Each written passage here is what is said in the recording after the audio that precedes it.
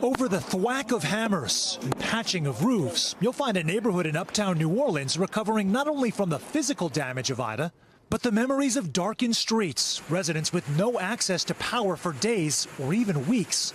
Everyone, that is, except for Janelle Hazlett. We didn't worry. We had power for fans, we had power for fridges. We were able to run the AC.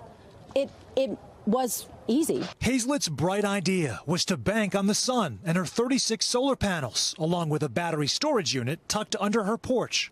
It's kind of tucked away. Tucked away and quiet.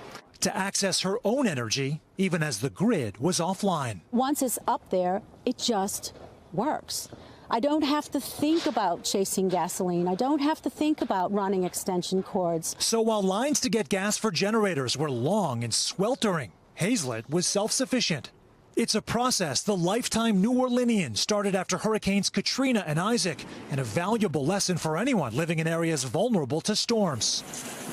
Or cold snaps like the one that blindsided Texas last winter. Though the investment isn't cheap, panels and batteries can cost upwards of $20,000. This is where Congress comes in and the hotly debated bills on investment and infrastructure.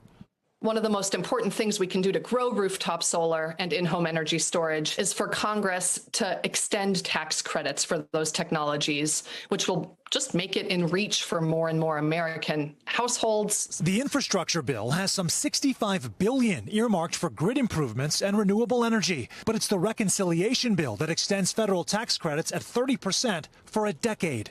Credits that enabled Hazlett's investment in the first place. Would this have been feasible for you without all these tax credits? No.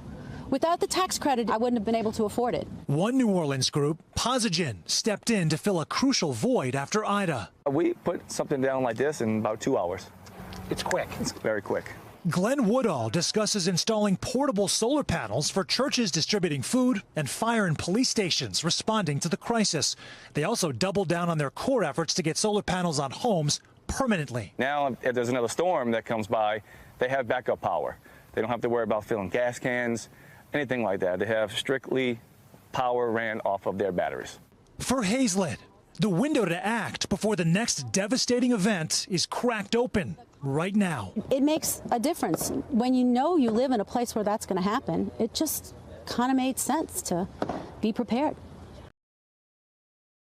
Thanks for watching our YouTube channel. Follow today's top stories and breaking news by downloading the NBC News app.